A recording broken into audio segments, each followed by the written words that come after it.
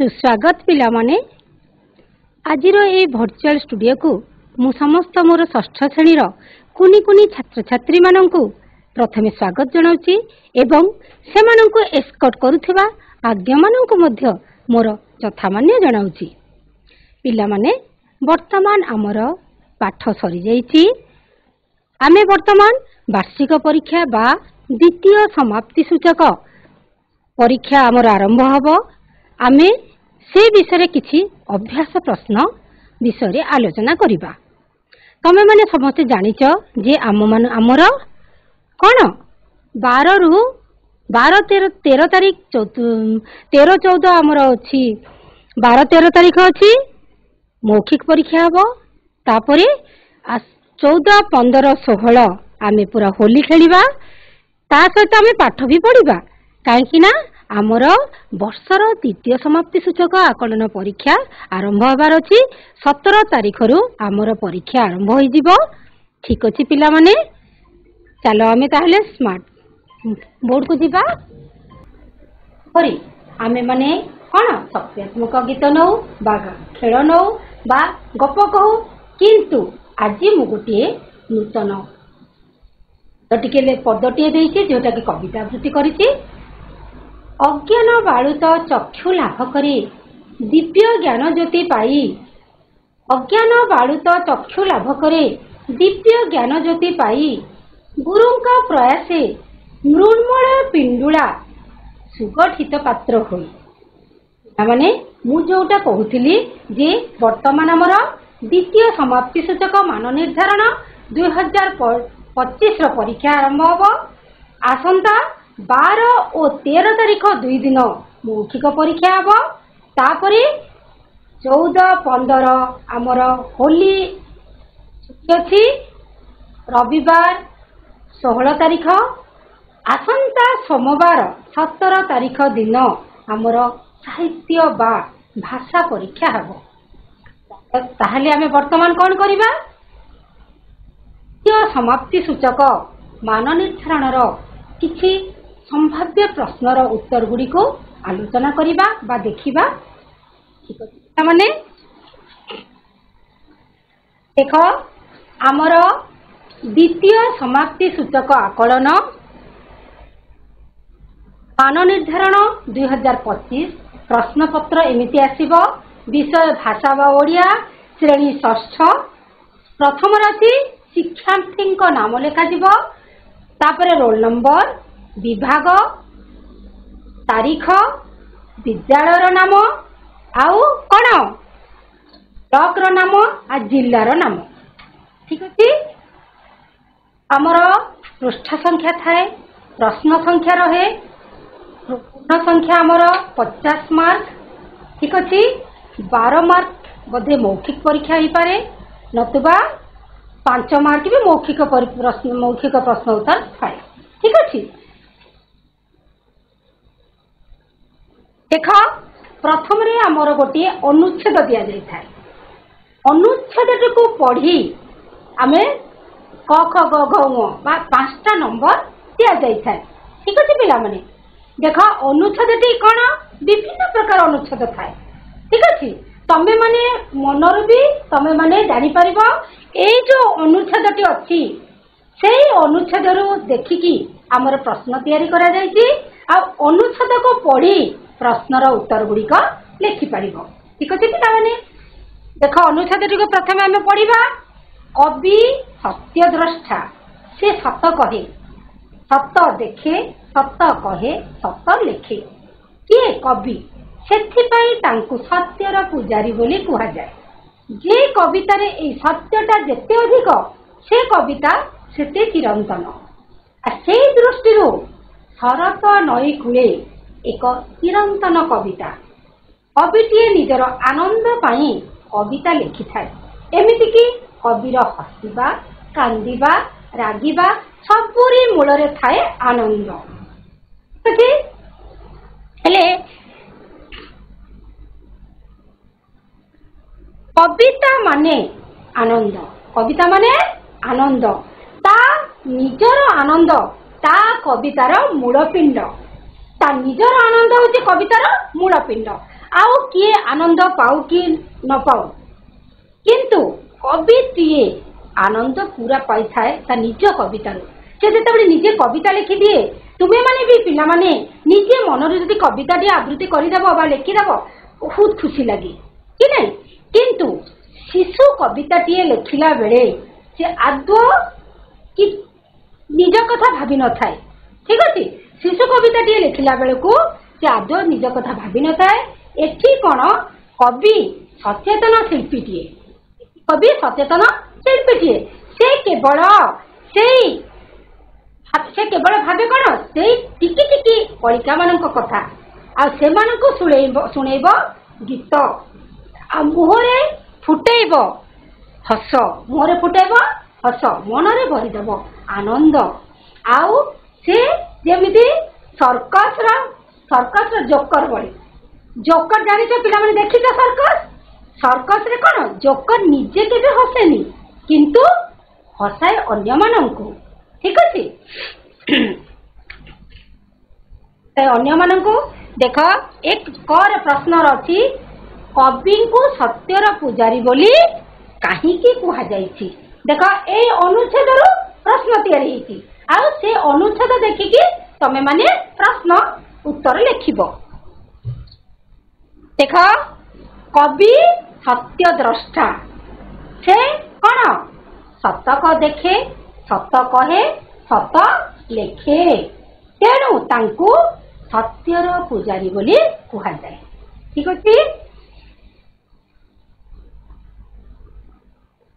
देख यही अनुच्छेद माने उपरोक्त अनुच्छेद क्यों कविता कथा कहा जाइछि क्यों कविता कथा कहा जाइछि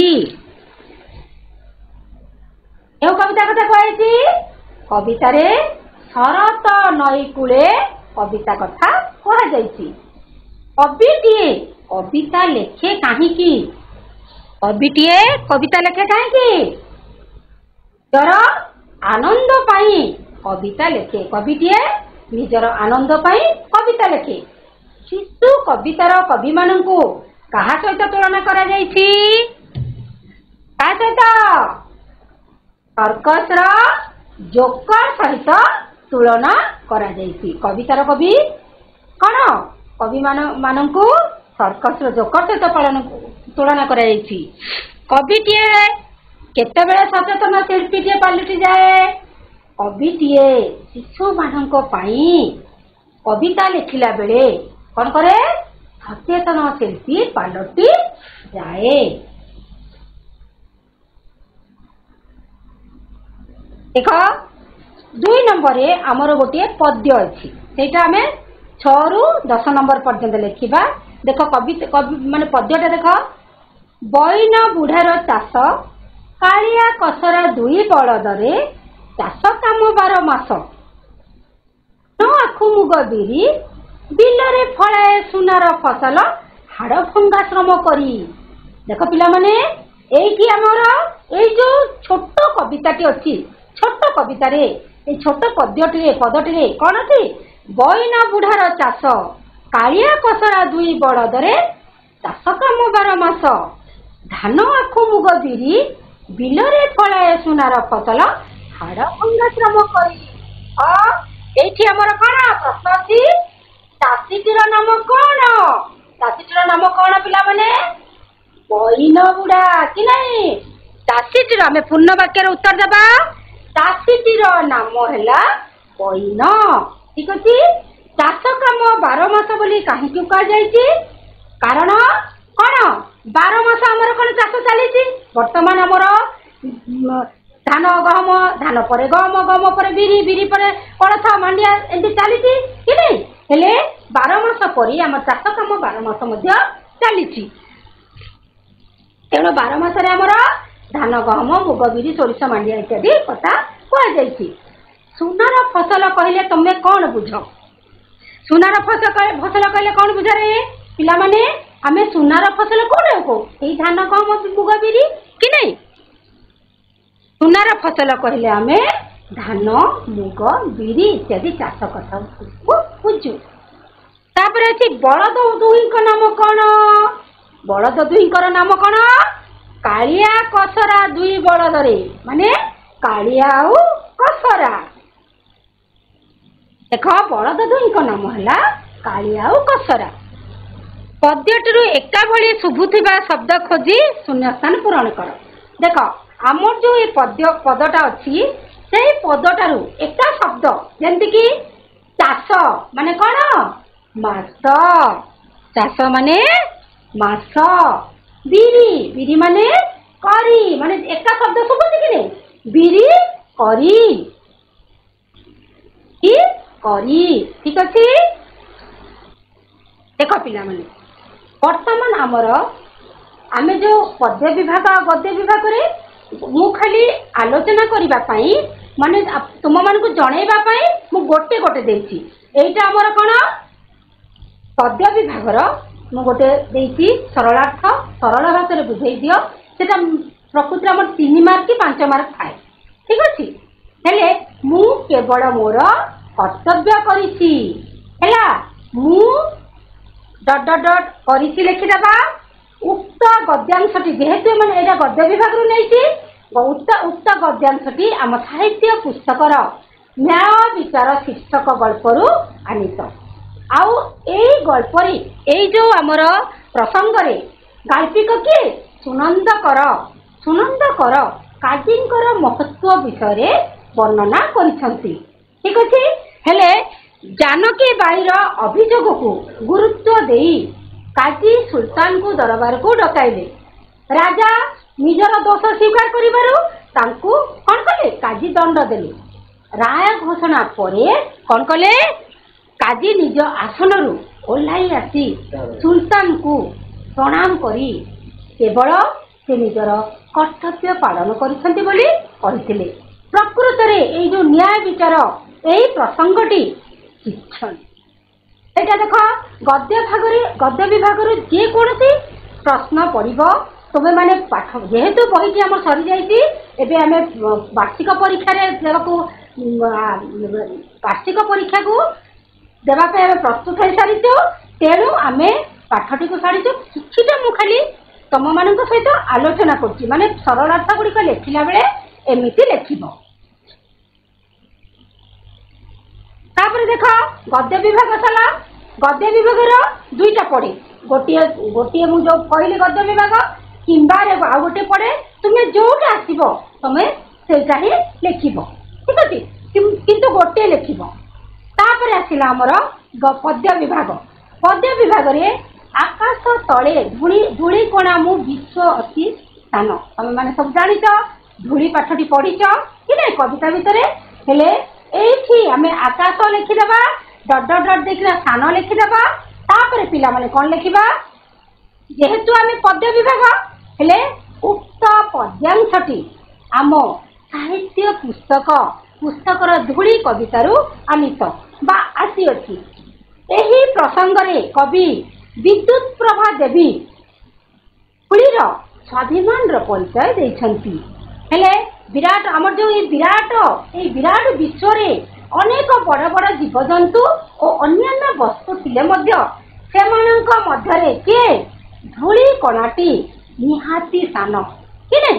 ଧୂଳି କଣାଟି ନିହାତି ଛୋଟ। ହେଲେ ଆମେ ଜାଣିଛେ, ସମସ୍ତେ ଜାଣିଛନ୍ତି। ହେଲେ ତେବେ ଧୂଳି କଣାଟି ତାର ନିଜର ସ୍ୱାଭିମାନର ପରିଚୟ ଦେଇ କହିଛି ଯେ ସେ ତାର ନିଜର, ସେ ଛୋଟବେଳେ ସେ ନିଜକୁ ଭାବିନେ, ତାର ମାନେ ନିଜର ପରିଚୟ, ସ୍ୱାଭିମାନର ପରିଚୟକୁ ଦେଇ କହିଛି ଯେ ଆକାଶର ଅନନ୍ତ ରୂପ ତଳେ ସମଗ୍ର ବିଶ୍ୱରେ ସେ ନିହାତି ଅତି ସାନ। ମାନେ ଆମର ଆକାଶର ଅନନ୍ତ ରୂପ ଅଛି, ଆକାଶ ବିରାଟ, ସେଇ ଉପରେ ସମଗ୍ର ଚାରିଆଡ଼େ, ସବୁଆଡ଼େ ବିଶ୍ୱରେ ସେ କ'ଣ? ନିହାତି ଅତି ସାନ। ତେଣୁ ତଥାପି ତାର କାହାରି ସାଥିରେ ଅଭିମାନ ନାହିଁ, କାହାରି ସହିତ ସେ ନିଜକୁ ଗଣ୍ୟ ମନେ କରିନାହିଁ। ସେ ନିଜକୁ ନିଜେ ଛୋଟ ହେଲେ ବି ସେ ନିଜକୁ ନିଜେ ଖୁସି ହେଇକିନା ରହିଛି। ଠିକ ଅଛି।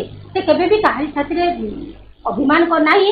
ସେ ସୃଷ୍ଟି ଦିନଠାରୁ, ସେ ଯେବେଠୁ ସୃଷ୍ଟି ହେଇଛି, ସେ ସୃଷ୍ଟି ଦିନରୁ ସମସ୍ତ ଅଭିଯାନ ଦେଖି ଆସୁଛି କି ନାଇଁ? ମାନେ ସେ ଦେଖି ସମସ୍ତଙ୍କୁ ଦେଖିକି ସେ ନିଜ ମନକୁ ଖୁସି କରାଉଛି। ପ୍ରକୃତରେ ଏହି ପ୍ରସଙ୍ଗଟି ସାର୍ଥକ ଅଟେ। ଠିକ ଅଛି ପିଲାମାନେ, ଦେଖ ତାପରେ ଆମର ରଚନା ବିଭାଗ ଆସେ। ତମେ ମାନେ ଜାଣିଛ ଯେ ଆମେ ପ୍ରତିଦିନ ବର୍ତ୍ତମାନ ଆମେ ବିଦ୍ୟାଳୟ ମାନଙ୍କରେ ବି ଖେଳୁଛେ ମାନେ ବ୍ୟାୟାମ କରୁଛେ। ଶନିବାର ଦିନ ମର୍ଣ୍ଣିଂ କ୍ଲାସ୍ ହେଉଛି, ମର୍ଣ୍ଣିଂ କ୍ଲାସ୍ ଆମେ ବ୍ୟାୟାମ କରୁ ଆଉ ଖେଳ ଖେଳୁ ଶେଷ ପିରିୟଡ଼ରେ କି ନାହିଁ। ହେଲେ ପ୍ରତିଦିନ ଆମେ ସକାଳୁ ଉଠି ଆମେ ମାନେ ବ୍ୟାୟାମ କରିଥାଉ। ହେଲେ ଆମର এই ବ୍ୟାୟାମର ଉପକାରିତା ବିଷୟରେ ମଧ୍ୟ ରଚନା ପଡ଼େ। ଯେକୌଣସି ରଚନା ଶୀତ ଋତୁ ବିଷୟରେ ବି ପଡ଼େ, ବିଦ୍ୟାଳୟ ବିଷୟରେ ପଡ଼େ, ପ୍ରଧାନ ଶିକ୍ଷକଙ୍କ ବିଷୟରେ ପଡ଼େ। ତମେ ମାନେ ଚତୁର୍ଥ ପଞ୍ଚମରେ ଲେଖି ଶିଖିଛ କି ନାହିଁ। ବର୍ତ୍ତମାନ ଆମେ ଷଷ୍ଠ ଶ୍ରେଣୀକୁ ଯେହେତୁ ପଳେଇ ଆସିଛେ, ଆମେ ଆଉ ଟିକେ ଉଚ୍ଚ କୋଟିର ଲେଖିବାକୁ ଚେଷ୍ଟା କରିବା। ଠିକ ଅଛି ପିଲାମାନେ, କୌଣସି ପର୍ବପର୍ବାଣୀ ବି ପଡ଼େ ତମ ବିଦ୍ୟାଳୟରେ, ଯେତେବେଳେ ତମ ଅଞ୍ଚଳରେ ଯେକୌଣସି ପର୍ବପର୍ବାଣୀ ପଡ଼ିଲେ ବି ତୁମେ ମାନେ ନିଜେ ଲେଖିପାରିବ କି ନାହିଁ। ହେଲେ ମୁଁ ଯେଉଁ ଆଜି ବ୍ୟାୟାମର ରଚନା ବିଷୟରେ, ବ୍ୟାୟାମର ଉପକାରିତା ବିଷୟରେ କହୁଛି ଯେ ସମସ୍ତେ ଜାଣିଛ ସ୍ୱାସ୍ଥ୍ୟ ହେଉଛି ମନୁଷ୍ୟର ଅମୂଲ୍ୟ ସମ୍ପଦ। ସ୍ୱାସ୍ଥ୍ୟ କ'ଣ? ମନୁଷ୍ୟର ଅମୂଲ୍ୟ ସମ୍ପଦ। ଦେହ ସୁସ୍ଥ ଓ ବଳବାନ ରହିବା ପାଇଁ କ'ଣ କରିବା? ବ୍ୟାୟାମ କରିବା ଆବଶ୍ୟକ। ଦେହକୁ ସୁସ୍ଥ ଓ ବଳବାନ ରହିବା ପାଇଁ ବ୍ୟାୟାମ କରିବା ଆବଶ୍ୟକ। ନିୟମିତ ବ୍ୟାୟାମ ବିନା ମନୁଷ୍ୟ ରୁଗ୍ଣ ହୋଇପଡ଼େ ଆଉ କୌଣସି କାର୍ଯ୍ୟ କରିବା ପାଇଁ ବା କୌଣସି କାମରେ ତାର ମନ ଲାଗେ ନାହିଁ। ହେଲେ ସ୍ୱାସ୍ଥ୍ୟକୁ ଭଲ ରଖିବା ପାଇଁ, ଆମ ଦେହକୁ ସ୍ୱାସ୍ଥ୍ୟକୁ ଭଲ ରଖିବା ପାଇଁ ଆମର କ'ଣ କରିବା? ଶାରୀରିକ ବ୍ୟାୟାମର ବହୁତ ଆବଶ୍ୟକ ପଡ଼ିଥାଏ କି ନାହିଁ ପିଲାମାନେ। ହେଲେ ଯେଉଁ ଆବଶ୍ୟକ ପଡ଼ିଥାଏ, ଆବଶ୍ୟକତା ରହିଛି, ହେଲେ ତାର ନିୟମ କ'ଣ?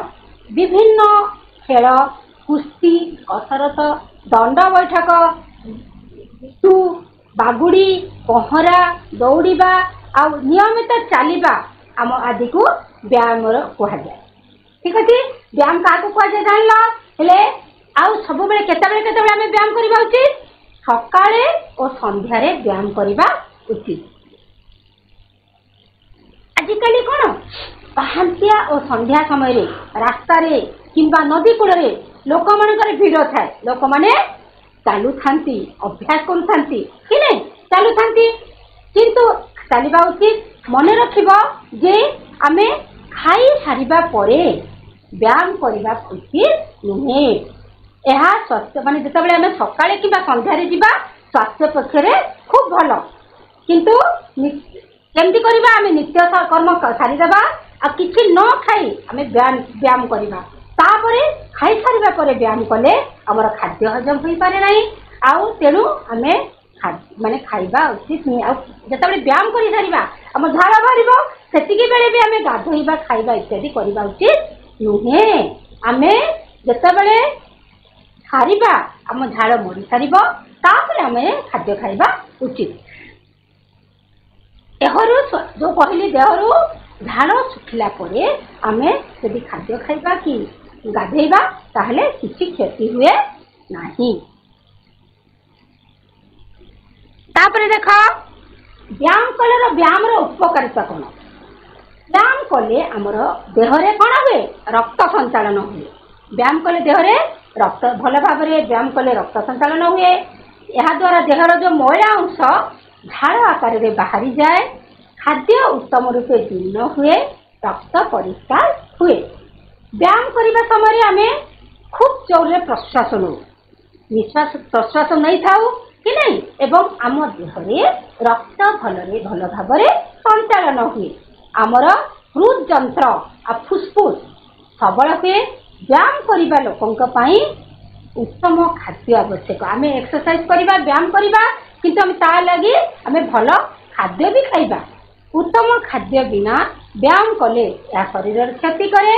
ବ୍ୟାୟାମ କଲେ କ'ଣ? ଦେହ ମନ ପ୍ରଫୁଲ୍ଲ ରହେ, ମାଂସପେଶୀ ଶକ୍ତ ହୁଏ। ଏଥିପାଇଁ ପ୍ରତି ବିଦ୍ୟାଳୟରେ ଆମର ମୁଁ କହୁଥିଲି ଯୋଉଟା ବିଦ୍ୟାଳୟ ମାନଙ୍କରେ ପ୍ୟାରେଡ୍ ହୁଏ, ଶନିବାର ଦିନ ଆମର ବ୍ୟାୟାମ ହୁଏ ଆଉ ଖେଳ ବ୍ୟବସ୍ଥା ମଧ୍ୟ ରହିଛି। ଏପରି କରିବା ଫଳରେ ଛାତ୍ରଛାତ୍ରୀ ମାନଙ୍କର କ'ଣ ହୁଏ? ଶୃଙ୍ଖଳା ଜ୍ଞାନ ବଢ଼େ। ଯେଉଁମାନେ ମାନସିକ ପରିଶ୍ରମ କରନ୍ତି ସେମାନଙ୍କର ଅଙ୍ଗ ଚାଳନା କରିବା ଉଚିତ। ଠିକ ଅଛି, हेले तार शेष कथा उपसंहार कौन व्यायाम कर सारिबा परे सुषम खाद्य खाइबा उचित कि गजामुग तटका पनीपरिबा माछ मांस छेना इत्यादि प्रतिदिन आ उत्तम स्वास्थ्य पाई ठीक समय रे व्यायाम करबा कि नहीं सब ठीक समय व्यायाम करबा मन रखिबो सब बेले जे जेते धन अछि जेते प्रकार धन अछि सबुठारु बड़ धन हैला कोन स्वास्थ्य सबुठारु बड़ धन हैला स्वास्थ्य स्वास्थ्य खराब हेले आमे धन अर्जन करबा लाभ नाही धन अर्जन काहे की करबा कि नहीं तेणु एथि पई बालक ठारू आरंभ करी बुढ़ा पर्यंत समस्त कौन करती व्यायाम करबा उचित ठीक अच्छे देखिब आमे आम घर मानकरे भी जो बापा माँ जेजे बापा जेजे माँ अच्छा समस्त को कहवा जे समस्ते सकाल और संध्या बेले व्यायाम करेंगे ठीक अच्छे पिला माने तुम शीत माने एबे कि कौ ऋतु चलती ऋतु माने ऋतु उपर भी पड़े ग्रीष्म ऋतु शीत ऋतु शरत ऋतु माने जमी 6टी ऋतु अच्छी जेकोसी ऋतु भी पड़े इे मुझे व्यायाम उपकारिता कहली तापर आमर निजर पर्वपर्वाणी उपर भी पड़े ठीक अच्छे सब विषय तुम्हें निजे चिंता करी तुम्हें निजे लिख ठीक अच्छे देख पिला माने आमर वर्तमान टीवी माने आमर कौन मोबाइल फोन हो गलानी आम कहीं चिट्ठी भी लिखु ना दरखास्त दे तुम मान बतई दूसरी जे आमर थाए जे तुमर पर्वपर्वाणी विषय किंबा तुम विद्यालय जो ए चली आमर कौन संस्कृति खेलना आमर चली विद्यालय वार्षिक उत्सव तुम विद्यालय वार्षिक उत्सव किपरि पालन कल मत चिठी लिखि जन सांग मैंने कहते कि नहीं सांग मान निकट को पत्र सेगुड़ाक भी पड़ पारे आउ छुट्टी दरखास्त पड़े तुम मैंने जाच आम रास्ता घाट करने भी ये मागी था आम नलकूप या भी विडीओ पाखक चिठी दे था कि नहीं सरकारी कार्यालय जो कम गुड़िक से थाए मु बर्तमान छुट्टी दरखास्त पर बतई दूसरी पिला माने छुट्टी दरखास्त निहाती जरूरी आमर मनेकर आमर देह खराब है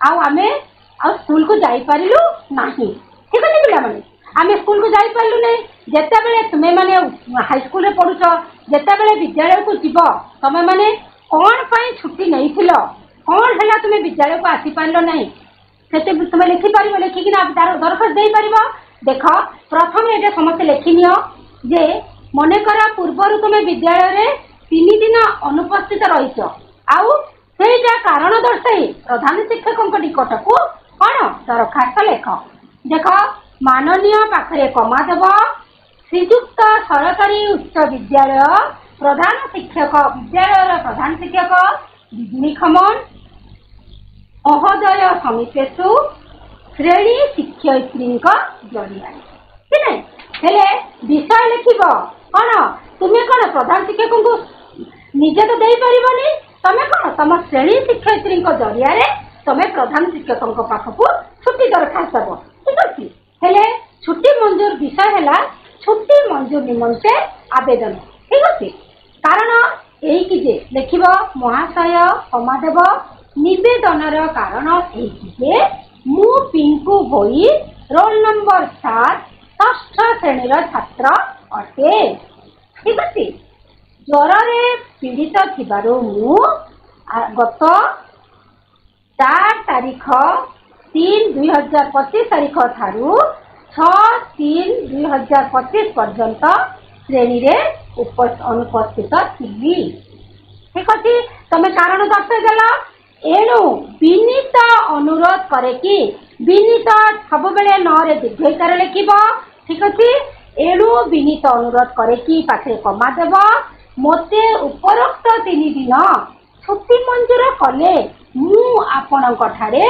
चिरपकृत लाभ करी ठीक अच्छे पूर्णसेटब तापर इति लिखब आपणकर आज्ञाधीन छात्र श्री पिंकू भोई षष्ठ श्रेणी रोल नंबर 7 पूर्ण दूर बा बिजली खमर बा जो जो जगार अच्छ से जगार लिख ठीक अच्छे तापरे आम यपटे कौन लिखा जो दिन आम दरखास्त दौचे जो दिन आम विद्यालय को गले से दिन आम दरखास्तर तारीख लिखा ठीक अच्छे तापर देख आमर यहीटा निहाती दरकार जदि मन कर आमर मो नानी कि भाई मो नानी कि भाईर कहार बाहागर है ठीक अच्छे हेले बाहागर तुम आसीपर ना कि नहीं हेले तुम कौन लिखा ऊपर तल पूरा सामान मझीरे जो विषय को लिख विषय जगार लिख जे मोर नानीर कि भाईर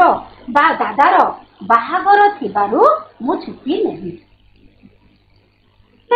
तापरे लिख निवेदन महाशय निवेदन कारण ये मु ना लिख आउ कौ षष्ठ श्रेणी छात्र लिख पुनश्च दब तापर लिख मोर नानीर बाहागर एतिकी तारीख थिबारु मु विद्यालय एतिकी तारीख रु एतिकी तारीख पर्यंत उपस्थित रही पारिबी नाही ठीक अच्छे एणु विनीत अनुरोध करे कि मते उपरोक्त जेतिकी दिन तुम नब सेतिकी दिन छुट्टी मंजूर कले मु आपणठारे चिरपकृत लाभ करी आ इति ए जो जमिति लिखिच पूरा सेमिति लिखिब ठीक अच्छे तापरे सरीगला छुट्टी दरखास्त बुझिल रचना भी बुझीगल ठीक अच्छे प्राय समस्ते दरखास्त लिखिला बेले माने भूल करती तेणु मु ए विषय तुम मान को आलोचना करुच्ची जेहेतु आमर परीक्षा पाखे आसलाणी आ पिला माने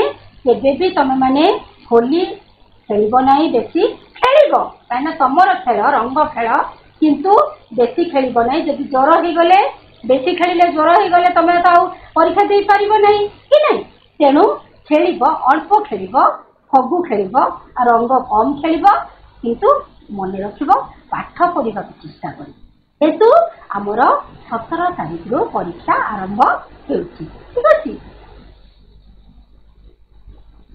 तापर देख पिला माने आमर व्याकरण विभाग आसीबो आमर रचना पत्र लिखन सरला वर्तमान आमर कोन व्याकरण विभाग आसीबो व्याकरण रे विभिन्न प्रकार पड़िबो जेपरि मु एबे एठी देछि नयन शब्दर अर्थ बुझाउथिबा आउ एक शब्द लेख माने नयन तुम मैंने जानिच पंचम श्रेणी पढ़ी चतुर्थ श्रेणी पढ़ी जे माने आमर अर्थ बुझाउथिबा आ गोटे एक शब्द लेख ले नयन लिखिची मु नयन कौन हम नेत्र कौन हम नेत्र एक पदरे प्रकाश कर एक पदरे प्रकाश कर जेमती कि आमर जे इतिहास रचना करे ताको कौन कहती ऐतिहासिक जे विज्ञान रे पारंगम कौन कहती वैज्ञानिक देख ये इतिहास रे दक्ष से ऐतिहासिक जे विज्ञान रे दक्ष से वैज्ञानिक ठीक अच्छे पिला माने तापर देख भल मंद देख भल मंद भली आउ एक जोड़ा शब्द लिख भल मंद भली आउ एक हाँ जो हाँ वेरी गुड बहुत बढ़िया आउ के कहब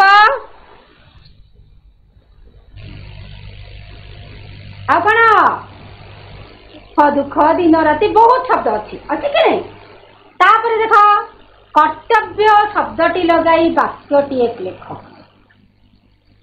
कर्तव्य शब्दटी लगे वाक्य गोटे कर किए कहि परिबा परम कर्तव्य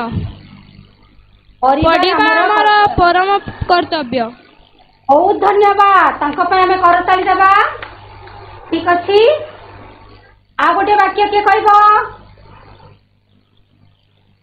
आ गोटे वाक्य के कहबो बिजली खमन गवर्नमेंट हाई स्कूल बिजली खमन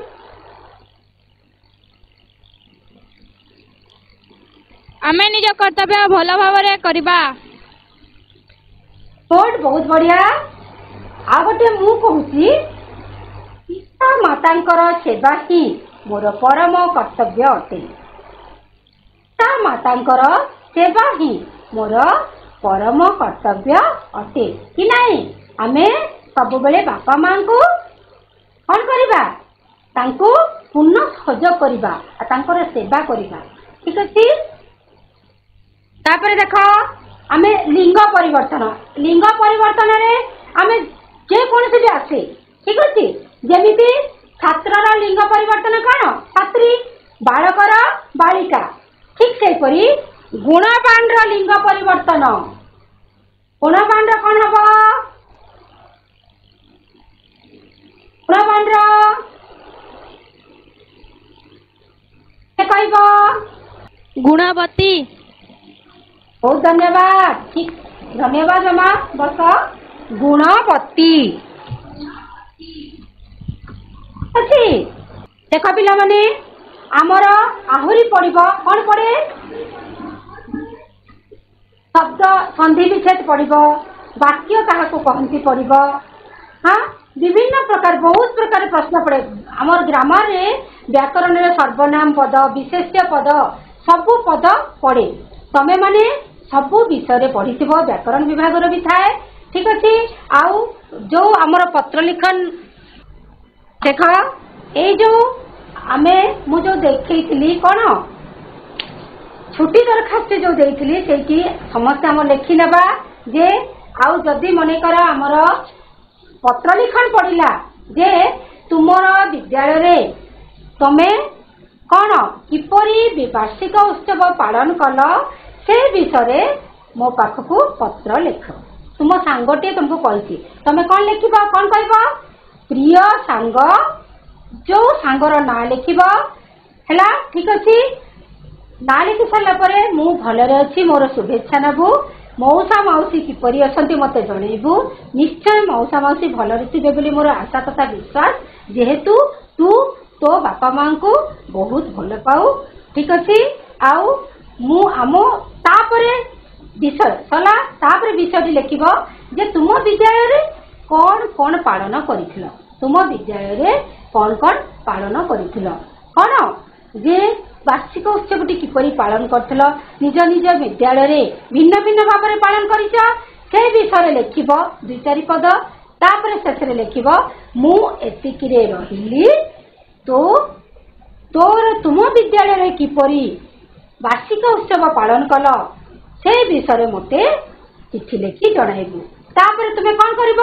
ଠିକଣା ଲେଖିବ।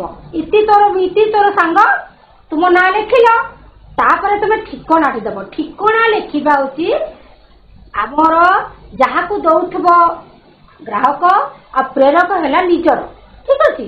ହେଲେ ଗୋଟେ ପଟେ ଲେଖିବ ଯାହାକୁ ଦଉଥିବ ତାର ନାଁ, ତା ବାପାଙ୍କର ନାଁ, କୋଉ ଜାଗାରେ ଅଛନ୍ତି ସେଇ ଜାଗାର ନାଁ, ତାପରେ ଲେଖିବ ଜିଲ୍ଲାର ନାଁ, ଆଉ କୋଉଠି ଲେଖିବ ପିନ୍ ନମ୍ବର, ପିନ୍ କୋଡଟା ଭଲ ଭାବରେ ଲେଖିବ। ପିନ୍ କୋଡଟା ଦେବ। ଆଉ ପ୍ରେରକରେ ତୁମ ନିଜ ନାଁ ଲେଖିବ, ତମ ବିଦ୍ୟାଳୟର ନାଁ ଲେଖିବ, ଆଉ ପିନ୍ ନମ୍ବର କୋଡଟି କିନ୍ତୁ ତମେ ମନେ ପକେଇକି ଭଲ ଭାବରେ ଦେବ। ଠିକ ଅଛି। ଆଉ ଗୋଟେ ମୁଁ କହୁଛି, ଦେଖ ଏଇ ଯୋଉ ପଦଟି ଆମେ ଦ୍ୱିତୀୟ ପଦଟି ପଢିଲେ ତମେ ମାନେ ଏଇପରି ଆମର ବିଭିନ୍ନ ପ୍ରକାର ପଦ୍ୟ ପଢିବ, ବହିର ପଦ୍ୟ ବି ପଢିପାରେ। ଆଉ ସେଇଠୁ ତମେ ମାନେ କଣ କରିବ? ପ୍ରଶ୍ନ ତିଆରି କରିବ। ଯେପରି ଏଇଠି ଦେଖ ଆମର ପ୍ରଶ୍ନରେ ଆମେ ଉତ୍ତର ଲେଖିଲେ କି ନାହିଁ, ଆମେ ବର୍ତ୍ତମାନ ଯଦି ପ୍ରଶ୍ନଟି ଲେଖିବାନି, ଆମେ ପ୍ରଶ୍ନ ତିଆରି କରିବା। ଦେଖ ବର୍ତ୍ତମାନ ଦେଖ ଆମର ଅନୁଚ୍ଛେଦଟି ହେଲା। ଅନୁଚ୍ଛେଦରୁ ଆମେ ବିଦ୍ୟାଳୟରେ କରିଛେ ପ୍ରଶ୍ନ ତିଆରି, ଜାଣିଛେ ସମସ୍ତେ ପ୍ରଶ୍ନ ତିଆରି କରିବା। ଏଇ ଅନୁଚ୍ଛେଦରୁ ଆମେ କଣ କରିବା? ପ୍ରଶ୍ନ ତିଆରି କରିବା। କବି ସତ୍ୟଦ୍ରଷ୍ଟା। କବି କଣ? ସତ୍ୟଦ୍ରଷ୍ଟା। ସେ କଣ? ସତ ଦେଖେ, ସତ କହେ, ସତ ଲେଖେ। ସେଥିପାଇଁ ତାଙ୍କୁ ସତ୍ୟର ପୂଜାରୀ ବୋଲି କୁହାଯାଏ। ଠିକ ଅଛି। ହେଲେ ଆମର ଯୋଉ ମାନେ ଏଇଠି ପ୍ରଶ୍ନ ଆମେ କଣ କରିବା? ପ୍ରଶ୍ନ ତିଆରି କଣ କରିପାରିବା? କଣ କରିବା? କରିପାରିବା କି ନାହିଁ? ନିଶ୍ଚୟ କରିପାରିବା। ଆମେ ଏଇ ଯୋଉ ଅନୁଚ୍ଛେଦରୁ ଆମେ ସବୁବେଳେ ବହିର ପାଠରୁ ମନେ ରଖିବ। ପିଲାମାନେ ଯେତେବେଳେ ଘରେ ବସିଥାଅ, ଏବେ ଆମର ପରୀକ୍ଷା ସରିଗଲେ ମଧ୍ୟ ତମେ ସେଇ 6ଷ ଶ୍ରେଣୀ ବହିକୁ ପୁଣି ପଢିବ। ଠିକ ଅଛି। ସେଇଠୁ ତମେ ମାନେ ନିଜ ମନ ଭିତରୁ ସେ ପାଠଟିକୁ ପଢି, ପାରାକୁ ପଢି ତମେ କଣ କରିବ? ପ୍ରଶ୍ନ ତିଆରି କରିବ। ଆଉ ସାଙ୍ଗ ଭିତରେ ତମେ ଜଣେ ପ୍ରଶ୍ନ ତିଆରି କରିବ, ଅନ୍ୟ ଜଣେ କଣ? ଉତ୍ତର କହିବ। आउ जड़े उत्तर कहब अन्य जड़े प्रश्न तैयारी करिवो जदि आमे तमे माने प्रति पाठरे जदि सांग मानक भितरे जदि सब बेले तमे माने बुझामणा ठीक थिबो आ बुझी को पारुथबो बुझुथबो ताहाले तम मानकर पाठ सब पाठ निश्चय मन रहइबो आउ सब पाठ गुडी हमर शिक्षणीय जिनिस अछि तमे माने बहिर प्रथम पाठरू कविता गुड़िक जेपरी कथा कविता गुड़िक भी आवृत्ति करने कथा ठीक से विषय गुड़िक निजे जो दिन जो पाठ पढ़ागला से दिन तुम मैंने निजे चिंता कर राति चिंता कर दीपद लिखिदेव ठीक अच्छे जदि बुझी न पार ताहले तुम आज्ञा सार मान आउ प्रश्न पचार मैंने वर्तमान आमर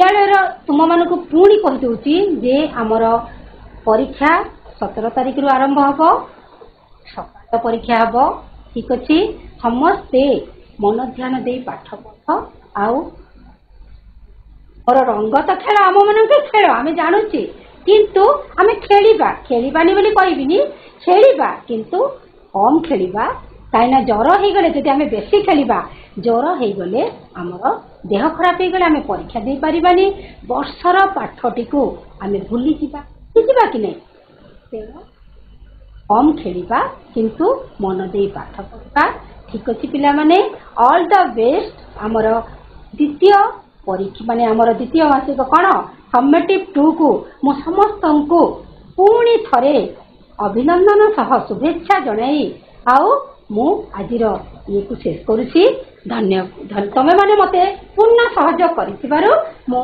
आजिर आलांश को एठी समाप्त करुछि धन्यवाद।